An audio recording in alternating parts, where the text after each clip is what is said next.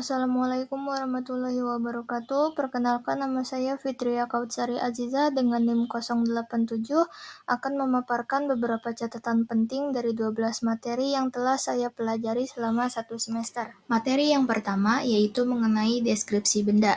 Definisi dari kata benda yaitu kata yang umumnya menduduki fungsi subjek, objek, atau pelengkap dalam klausa, fungsi induk, pewatas, atau poros dalam frasa. Kata benda adalah semua kata yang merupakan nama benda, nama diri, atau yang dibendakan. Contohnya seperti kata pegawai, kursi, kesukuan, kebangsaan, dan lain sebagainya. Ciri-ciri kata benda dapat diketahui dari beberapa hal sebagai berikut. Yang pertama, kata-kata yang diperluas dengan menambahkan kata yang ditambah kata sifat. Contohnya pada kata lagu, jika diperluas dengan menggunakan kata yang lalu ditambah kata sifat, maka akan menjadi lagu yang merdu. Yang kedua, kata jadian yang terbentuk dari imbuhan, terdiri dari imbuhan per, imbuhan an, imbuhannya, imbuhan ter, dan lain sebagainya. Contoh kata yang terbentuk dari kata imbuhan yaitu kata bajunya, keadaan, dan perbaikan. Kemudian kata benda juga terbagi menjadi dua. Yang pertama, kata benda konkret. Kata benda konkret adalah kata benda yang menunjuk pada suatu benda yang dapat dilihat atau diraba. Dalam KBBI, konkret berarti benar ada atau berwujud nyata. Sementara kata konkret secara umum adalah kata yang memiliki makna acuan objek yang bisa dilihat, didengar, dirasakan, dicium oleh panca indera. Konsep konkret adalah konsep yang langsung mengacu pada realitas objektif, misalnya meja, rumah, mobil, kursi, atau air. Pemakaian kata-kata konkret di dalam suatu karangan akan lebih jelas dan mudah dipahami. Yang kedua, kata benda abstrak. Kata benda abstrak adalah kata benda yang menunjuk pada sesuatu benda yang tidak dapat dilihat atau diraba. Menurut KBBI, abstrak adalah tidak berwujud dan tidak terbentuk. Kata benda abstrak adalah kata yang menyatakan nama dari sebuah benda, namun benda yang dimaksudkan merupakan benda yang tidak dapat ditangkap oleh panca indera, seperti nama keadaan, nama pekerjaan, dan lain-lainnya. Kata abstrak merupakan lawan dari kata konkret, di mana kata abstrak mewakili hal yang bersifat konseptual, lebih intelektual, serta tak tersentuh. Selanjutnya materi yang kedua yaitu mengenai identitas diri. Definisi identitas diri yaitu komponen penting yang menunjukkan identitas personal individu. Semakin baik struktur pemahaman diri seseorang berkembang, semakin sadar individu akan keunikan dan kemiripan dengan orang lain, serta semakin sadar akan kekuatan dan kelemahan individu dalam menjalani kehidupan. Identitas diri memiliki karakteristik yaitu toponomi nama diri dan teori nama diri. Yang pertama, toponomi nama diri. Dalam ilmu penamaan geografi atau toponimi, nama unsur geografis biasanya dapat dibagi menjadi dua, yaitu nama generik yang terletak di awal dan nama spesifik yang terletak di akhir. Nama generik menjelaskan atau menggambarkan bentuk geografisnya, misalnya gunung, sungai, pulau, dan sebagainya. Nama spesifik atau nama diri unsur geografi tersebut biasanya unik dan digunakan untuk membedakan gunung yang satu dengan yang lainnya. Yang kedua, teori nama diri. Ada banyak teori yang beredar namun tidak teori tunggal yang diterima oleh semua kalangan. Teori ini menyebutkan bahwa arti yang dimiliki oleh sebuah nama diri terdiri dari berbagai properti yang dapat diterangkan dalam bentuk deskripsi yang menggunakan sebuah objek yang cocok dengan deskripsi tersebut. Kemudian dalam menuliskan nama ada beberapa yang perlu diperhatikan. Yang pertama dalam menulis nama diri. Nama diri adalah sebuah nama yang menunjukkan hakiki suatu hal yang sedang diperbincangkan namun tidak diberitahu lebih lanjut. Cara menulis nama diawali dengan huruf kapital. Materi selanjutnya yaitu mengenai kalimat sapaan. Sapaan adalah morfem, kata atau frase yang digunakan untuk menyapa, menegur, menyebut orang yang diajak bicara, atau untuk saling merujuk dalam suatu pembicaraan. Selain memberikan definisi berdasarkan fungsi atau kegunaan sapaan, pendapat tersebut juga memberikan sinyal bahwa sapaan berbentuk satuan lingual, yaitu morfem, kata atau frase. Sementara itu, definisi sapaan sebagai sebuah cara mengacu seseorang dalam interaksi lingual yang dilaksanakan secara langsung. Ciri-ciri kata sapaan. Yang pertama, pada penulisan huruf awal menggunakan huruf kapital. Yang kedua, menyesuaikan dengan situasi dan kondisi percakapan. Yang ketiga, dipengaruhi oleh adat dan istiadat. Dan yang keempat, dalam penggunaan kata sapaan dipengaruhi oleh status. Adapun karakteristik dari kalimat sapaan, yaitu yang pertama, tidak mempunyai pembendaharaan kosakata sendiri. Adanya perbedaan kultur dan dialek dalam masyarakat turut mempengaruhi cara penggunaan kata sapaan di berbagai wilayah. Di negara ini, tanpa sadar kita sesekali mengambil beberapa istilah dari bahasa daerah penduduk setempat yang kemudian sering dipakai dalam percakapan sehari-hari dan penulisan. Yang kedua, terdapat tingkatan kata berdasarkan pelaku yang disapa. Saat menyapa atau mengutarakan kata sapaan pada orang lain, kita pun tidak dapat menyamaratakan hanya karena kita mengenalnya dengan baik atau sudah akrab dengannya. Kita tentu harus memperhatikan saat di mana kita menyapa teman sebaya dan orang yang jauh lebih tua. Tentu kita perlu memperhatikan tata bahasa atau pemilihan kata sapaan yang hendak disampaikan. Materi selanjutnya yaitu tentang dialog, prolog, dan epilog. Yang pertama, definisi dialog. Menurut KBBI, dialog memiliki dua pengertian, yaitu percakapan dalam sandiwara atau cerita, dan karya tulis yang disajikan dalam bentuk percakapan antara dua orang tokoh atau lebih. Dialog mampu membangkitkan penggambaran kondisi psikologis seperti sedih, senang, gembira, dan lain-lain yang dapat diidentifikasi melalui dialog. Adapun ciri-ciri dialog, yaitu yang pertama, melibatkan dua tokoh atau lebih.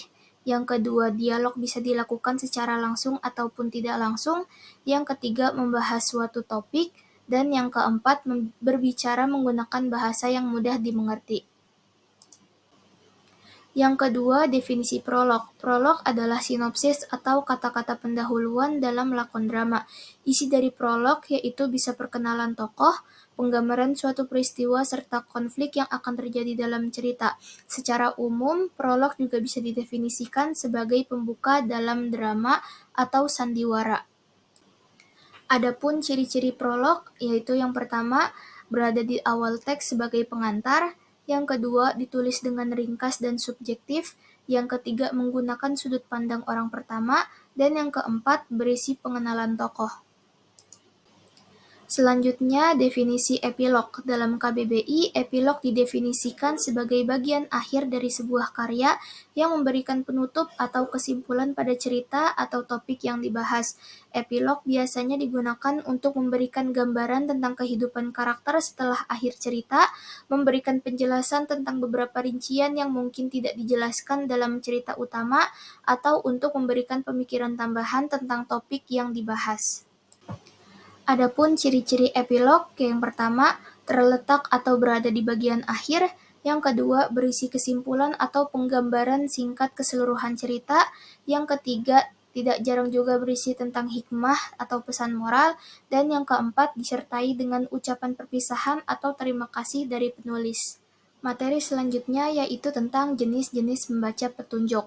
Definisi membaca petunjuk. Kata petunjuk mencakup instruksi, perintah, pedoman, dan jenis wacana yang meminta pembaca agar membuat sesuatu.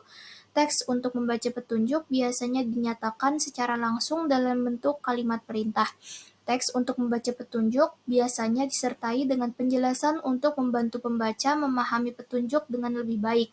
Penjelasan dapat berupa catatan, peringatan, atau teori mengapa sesuatu harus dikerjakan sebagaimana dinyatakan oleh petunjuk.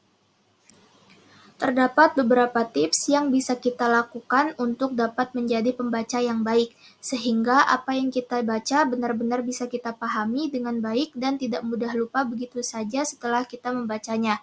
Yang pertama, mulai dengan membaca sesuatu yang kita sukai. Yang kedua, memiliki target membaca yang jelas. Yang ketiga, membaca secara aktif. Yang keempat, selalu mengembangkan keterampilan membaca. Dan yang kelima, berbagi hasil bacaan dengan orang lain. Adapun jenis-jenis dalam membaca, yaitu yang pertama membaca nyaring.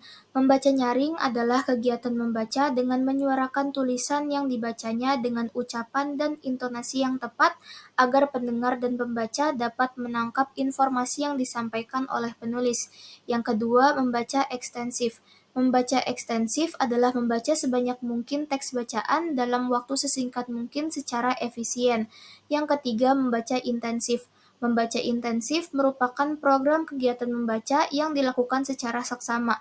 Program membaca intensif merupakan salah satu upaya untuk menumbuhkan dan mengasah kemampuan membaca secara kritis. Dan yang keempat, membaca sekilas atau skimming. Membaca skimming adalah sejenis membaca yang membuat mata kita bergerak dengan cepat melihat dan memperhatikan bahan tertulis untuk mencari dan mendapatkan informasi secara tepat. Selanjutnya yaitu tentang puisi dan prosa. Puisi adalah bentuk ekspresi diri yang menggambarkan keresahan, imajinasi, kritik, pemikiran, pengalaman, kesenangan, ataupun nasihat seseorang. Menurut KBBI, puisi adalah ragam sastra dengan penggunaan bahasa yang masih terikat oleh mantra, irama, penyusunan larik, bait, atau irima. Secara umum, puisi merupakan suatu karya sastra yang berasal dari ungkapan atau curahan hati penyair. Karakteristik yang dimiliki puisi yang pertama memadatkan, yang berarti ekspresi puisi cenderung menyampaikan banyak hal dengan sedikit kata. Yang kedua, sublim. Puisi selalu berupaya menampakkan keindahan atau sentuhan estetis. Yang ketiga, sugesti. Puisi selalu mencoba menyentuh kesadaran batin pembacanya. Yang keempat, konotatif. Kata dan kalimat dalam puisi memiliki potensi makna selain makna yang sesungguhnya. Yang kelima, ekspresif, yaitu kata-kata, frasa, kalimat dalam puisi mampu secara tepat mengungkapkan perasaan sehingga dapat menghadirkan suasana batin, perasaan, dan emosi tertentu. Yang keenam, asosiatif. Puisi melalui baris-barisnya menghubungkan peristiwa yang terjadi dengan diri penulisnya. Yang ketujuh, inovasi, selalu menampilkan kebaruan dalam bentuk berbahasa, baik dalam diksi maupun gaya. Yang kedelapan, memiliki tipografi yang khas. Puisi memiliki bentuk visual yang khas yang dibentuk oleh pemotongan larik. Selanjutnya, definisi prosa. Prosa atau fiksi memiliki arti sebuah karya naratif yang menceritakan sesuatu yang bersifat rekaan, khayalan, dan tidak berdasarkan kenyataan. Secara umum, prosa atau fiksi memiliki arti sebuah cerita rekaan yang kisahannya mempunyai aspek tokoh, alur, tema, dan pusat pengisahannya keseluruhannya dihasilkan oleh daya imajinasi pengarang. Karakteristik yang dimiliki prosa, yang pertama bentuknya bebas. Prosa mempunyai bentuk yang tidak terikat oleh baris, bait, suku kata, dan irama. Yang kedua, memiliki tema. Sebuah prosa memiliki sebuah tema yang menjadi dasar dalam sebuah cerita dan merupakan bahasan pokok di dalamnya. Yang ketiga, mengalami perkembangan. Sebuah prosa akan mengalami suatu perkembangan karena dipengaruhi pada perubahan yang berada di kalangan masyarakat. Yang keempat, mempunyai urutan peristiwa. Dalam prosa biasanya terjadi alur cerita yang menjadi urutan sebuah peristiwa, dan alur cerita tersebut berbentuk alur mundur, maju, atau campuran. Yang kelima, mempunyai tokoh di dalamnya. Di dalam prosa, dapat tokoh, yaitu bisa manusia, hewan, maupun tumbuhan. Yang keenam, memiliki latar. Sebuah prosa mempunyai sebuah latar pada masing-masing suatu kejadian, yaitu latar tempat, waktu, dan suasana. Yang ketujuh, memiliki suatu amanat. Sebuah prosa harus memiliki sebuah amanat yang akan disampaikan kepada pembacanya atau pendengarnya. Materi selanjutnya yang akan dibahas yaitu tentang menulis tegak bersambung. Menulis tegak bersambung yaitu menulis dengan menghubungkan huruf-huruf dalam satu kata yang digabungkan dengan garis penghubung. Menulis tegak bersambung dianggap penting karena memiliki manfaat membuat siswa mengenal kata-kata sebagai satuan, mengurangi permasalahan siswa menulis sering terbalik, mempercepat siswa dalam menulis karena tidak ada gerakan mengangkat pensil saat menulis huruf. Penggunaan buku tulis halus disertai contoh sangat mendukung proses pengetahuan siswa secara langsung dan terarah.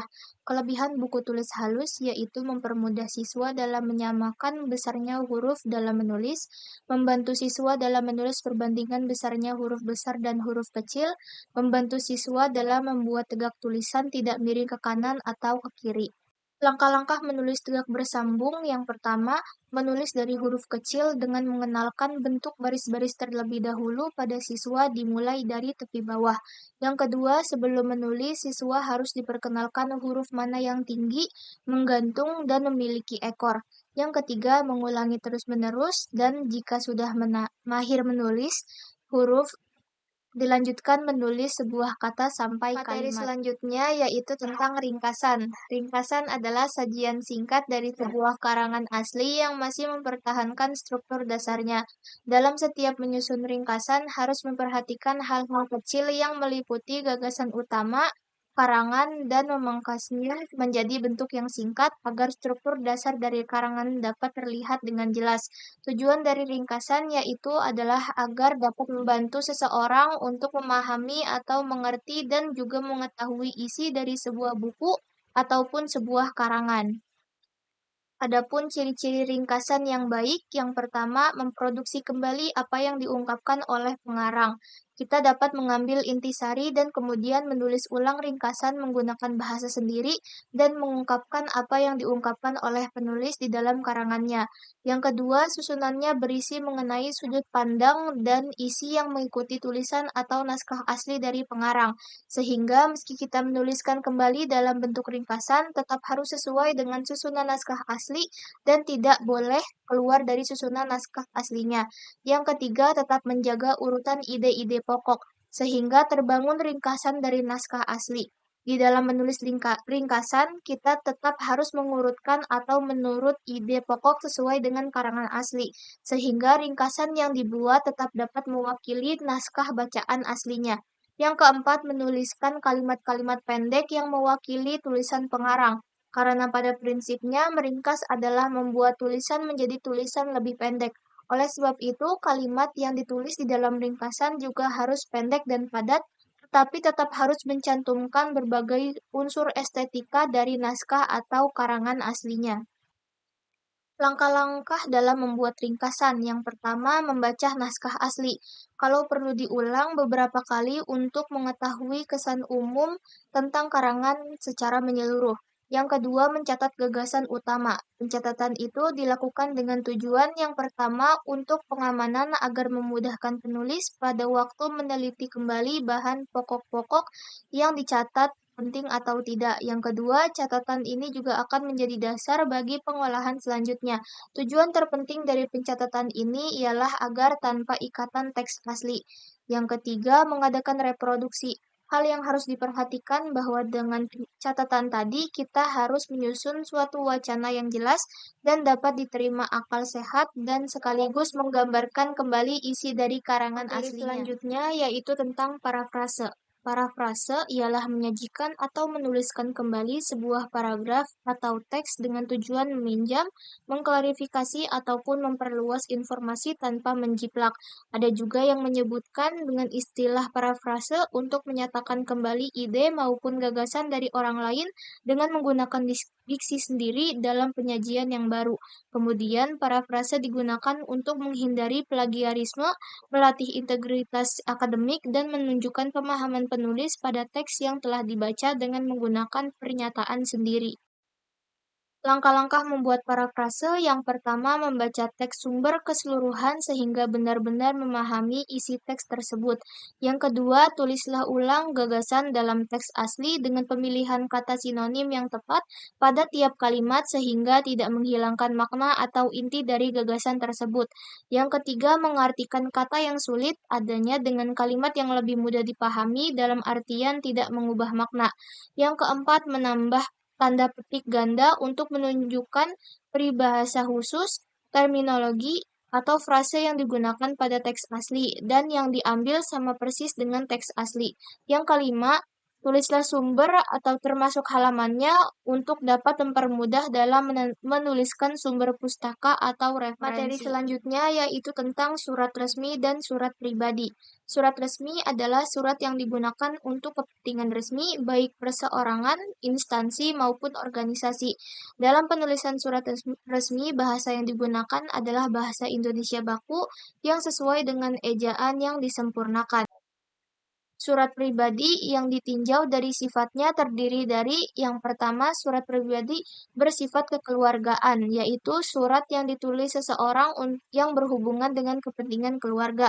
Yang kedua, surat pribadi yang bersifat kedinasan, yaitu surat yang dikirim seseorang yang isinya berhubungan dengan kedinasan, misalnya surat lamaran pekerjaan, surat izin cuti, dan surat izin tidak masuk bekerja. Kemudian, surat resmi adalah surat yang digunakan untuk kepentingan pribadi. Surat dapat berupa korespondensi antara sesama teman atau keluarga. Surat pribadi yang ditinjau dari sifatnya terdiri dari yang pertama, surat pribadi bersifat kekeluargaan, yaitu surat yang ditulis seseorang yang berhubungan dengan kepentingan keluarga. Yang kedua, surat pribadi yang bersifat kedinasan, yaitu surat yang dikirim seseorang yang isinya berhubungan dengan kedinasan, misalnya surat lamaran pekerjaan, surat izin cuti, dan surat izin tidak masuk bekerja. Materi selanjutnya yaitu tentang formulir dan kwitansi. Formulir merupakan sehelai kertas tercetak yang menyediakan ruangan untuk dimuat catatan-catatan informasi atau instruksi-instruksi yang akan diteruskan kepada individu-individu atau organisasi lainnya. Menurut KBBI, pengertian formulir adalah lembar isian yang berisi berbagai jenis data yang kemudian diserahkan ke bagian pendaftaran. Pendaftaran di sini sangat luas, bisa mendaftar sekolah, bekerja, bergabung dengan organisasi, maupun untuk mendaftar lomba. Macam-macam bentuk formulir. Yang pertama, formulir pendaftaran yang digunakan untuk mendaftarkan diri atau entitas ke suatu program. Yang kedua, formulir pengajuan pekerjaan yang digunakan dalam proses perekrutan dan seleksi karyawan. Yang ketiga, formulir surat kuasa yang digunakan untuk memberikan wewenang kepada pihak lain untuk bertindak atas nama individu atau organisasi. Yang keempat, formulir klaim asuransi yang digunakan ketika seseorang ingin mengajukan klaim kepada perusahaan asuransi. Yang kelima, formulir permohonan izin yang digunakan untuk mengajukan permohonan izin seperti izin cuti, izin membangun, atau izin usaha. Yang keenam, formulir evaluasi karyawan yang digunakan dalam proses penilaian kinerja karyawan. Yang ketujuh, formulir survei atau umpan balik yang digunakan untuk mengumpulkan informasi dari sekelompok orang mengenai pendapat, preferensi, atau kepuasan terhadap suatu produk, layanan, atau pengalaman tertentu. Kemudian, kwitansi adalah dokumen yang dijadikan sebagai tanda bukti transaksi pembayaran yang ditandatangani oleh penerima uang. Kwitansi dibuat dan ditandatangani oleh pihak penerima uang dan diserahkan kepada yang melakukan pembayaran. Pada sejumlah transaksi tertentu, kwitansi harus dibubuhi materai. Beberapa macam kwitansi. Yang pertama, kwitansi bentuk pembayaran. Pada prinsipnya, kwitansi memiliki fungsi sebagai bukti pembayaran. Penggunaan kwitansi jenis ini biasanya terjadi pada saat kegiatan jual-beli. Yang kedua, kwitansi cash receipt. Jenis tanda terima yang satu ini menjelaskan mengenai setoran serta penarikan mana yang akan dikirim sebagai bukti keuangan pada peninjauan yang selanjutnya. Yang ketiga, kwitansi serah terima uang. Kwitansi serah terima uang merupakan jenis kwitansi yang paling sering dan paling umum penggunaannya. Jika penggunaan jenis kwitansi serah terima uang, kita harus bisa menyatakan mengenai jumlah uang yang dikirim ke seseorang, institusi, maupun perusahaan. Selanjutnya, materi yang terakhir adalah tentang naskah pidato. Pidato merupakan kegiatan berbicara di depan umum atau berorasi yang dilakukan untuk menyatakan pendapat atau memberikan gambaran mengenai suatu hal. Oleh karena itu, teks pidato adalah sebuah teks yang berisi gagasan, pendapat, dan pengetahuan terhadap suatu hal yang nantinya akan disampaikan di depan umum. Pidato yang baik dapat memberikan suatu kesan positif bagi orang-orang yang mendengar pidato tersebut. Kemampuan berpidato atau berbicara yang baik di depan publik atau umum dapat membantu untuk mencapai jenjang karir yang baik. Pidato juga dikatakan sebagai penyampaian pikiran secara lisan di depan penonton atau pendengar. Jenis-jenis pidato berdasarkan tujuannya ada 5. Yang pertama, pidato informatif. Pidato informatif merupakan kegiatan pidato yang bertujuan untuk menyampaikan suatu informasi kepada pendengar atau kepada publik, sehingga pidato ini berisi informasi yang cukup penting untuk diketahui banyak orang di saat itu juga. Yang kedua, pidato argumentatif. Pidato argumentatif yaitu pidato yang tujuannya adalah untuk meyakinkan pendengar atau pendukung ide, gagasan, dan pendapat yang dipaparkan oleh pembicara. Pembicara yang memiliki keyakinan kemudian akan berusaha untuk meyakinkan pendengar meyakini apa yang diyakini pembicara. Yang ketiga, pidato rekreatif.